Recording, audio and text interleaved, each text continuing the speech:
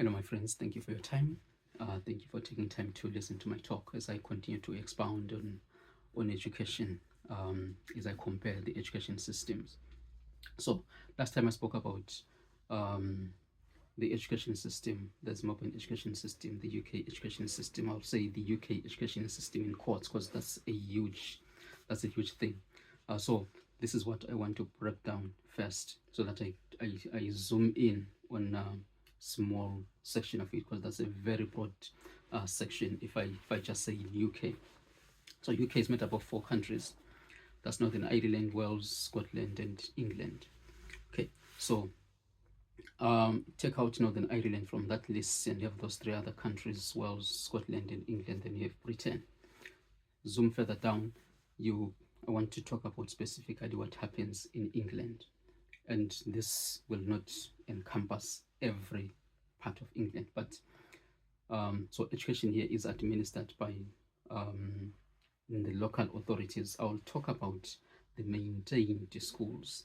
Okay, my talk is not about all the schools like academies, like grammar schools, like so. I will talk about mainly the maintained schools, or the local authority maintained schools. So that is what I want to look at, especially, and look at the structure, because what I want to focus on is the structure of education. So the school year, the academic year, runs from September to July. From September to July. That's that's the structure. That's the academic year, September to July. I was used, of course, with the January to December one. So this one, September to July. So children are supposed to be in learning. It is a requirement. It is compulsory that children are in learning when they are in the ages 5 to 16. It's a law. It's a must.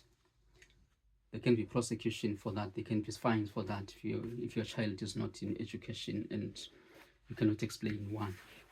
So that's something else. I'm not going to talk about that here. So a child must be in school from the ages of 5 to 16. It's a must. Then there is an additional 2 years after that where they are still considered to be either in school or college or in training or whatever happens. That's between the ages of 16 and 18. I'll talk about that maybe some other time. But for now, I want to focus on the 5 to 16 and look at the structure there. So the first thing is it's broken down into key stages. Okay, key stage 1, that is year 1 and year 2. Now, a child must be in learning from 5 years old. When they turn 5 years old, their cutoff dates, okay, can be the 31st of March, can be the 31st of August, can be the 1st of December. When they turn 5 on any of those, by any of those dates, then the next term that starts, if they are now 5, then they must be in school. No exceptions. Okay, so 5 years to 6 years, these are year 1s. Then 6 to 7 will be the year 2s. That is key stage 1. Right, so the emphasis here, there are no assessments will be there and different with different schools, but the phonics are, I think they take the center stage. I will talk about that again maybe some other time. Then key stage 2. So key stage 2 is also in primary, like also key stage 1. Key stage 1 can be in primary or can be in an infant school, but key stage 2 is in a primary school. So in this stage, you have the years 3, 4, 5, and 6. Okay, 3, 4, 5, and 6. And then at the end of that key stage, you have the national tests, or the SATs, the standard assessment tests. This is what you have at the end of that stage. That's key stage 2, right? And then it is these SATs that are used to place in some way in the classes at the secondary school when they they transition from primary to secondary school.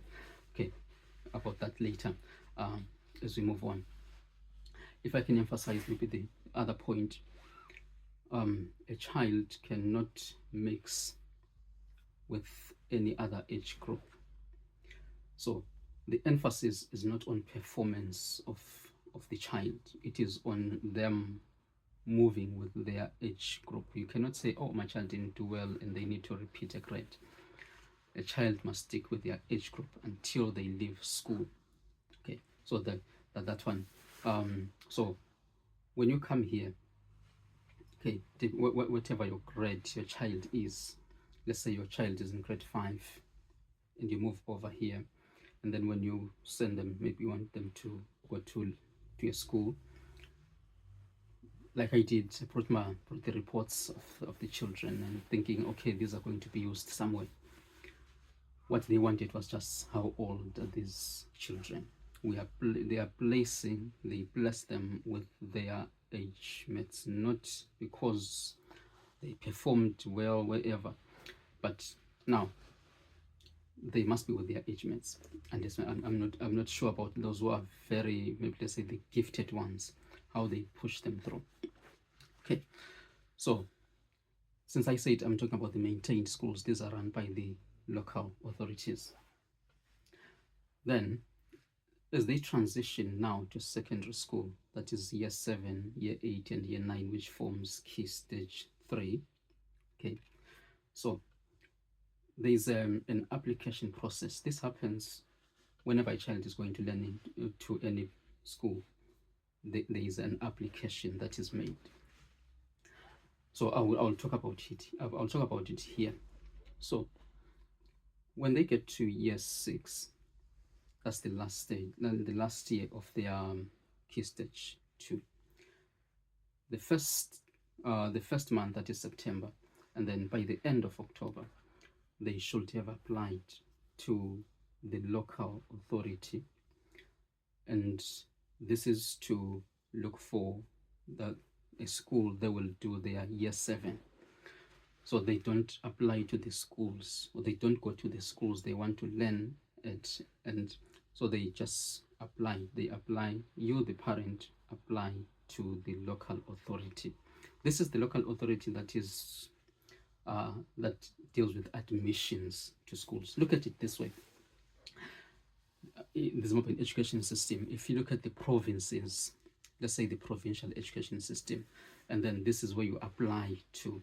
If you want to go to any school, you apply to that provincial education office, and they are the ones that are going to place you in a particular school based on the choices that you would have made.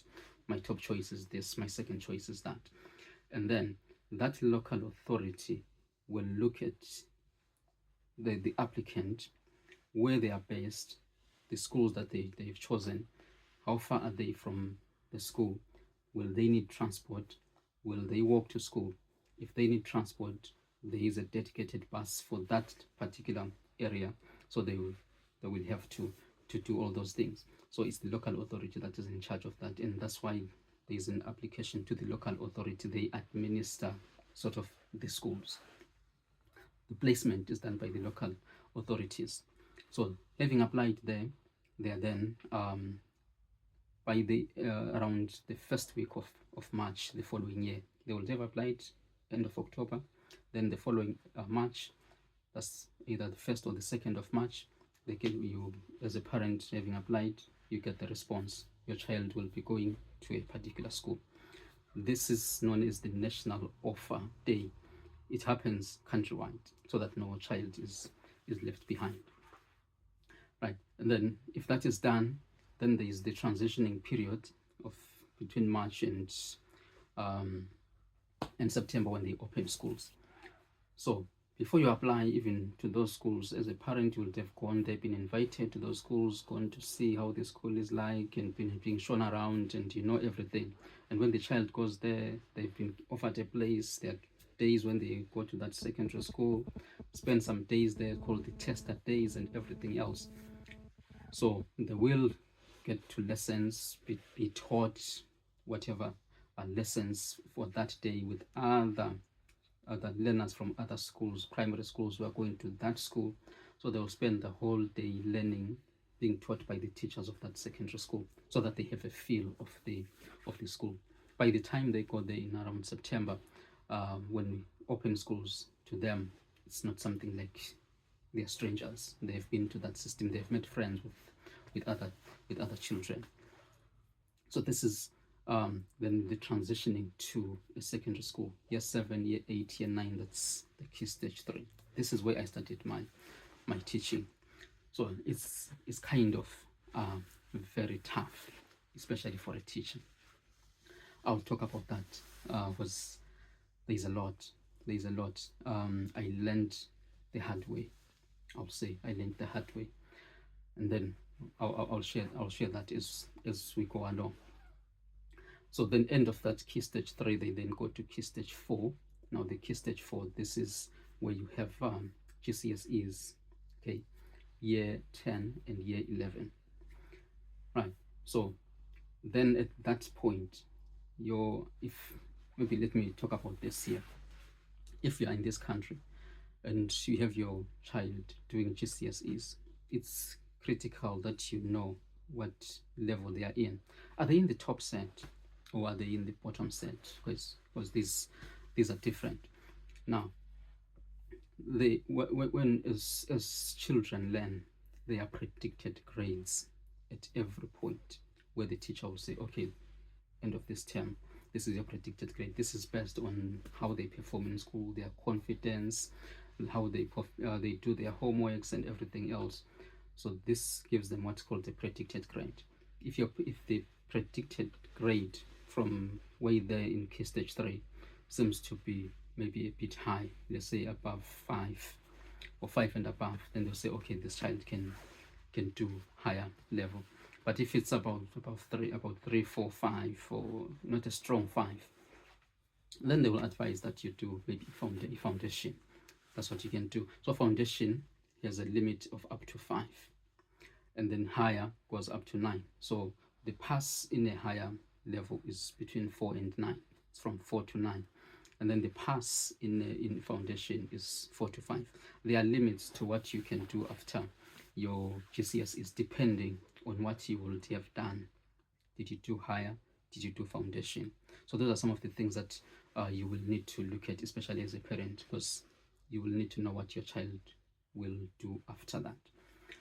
So this is generally that's the structure of the compulsory education, ages 5 to 16.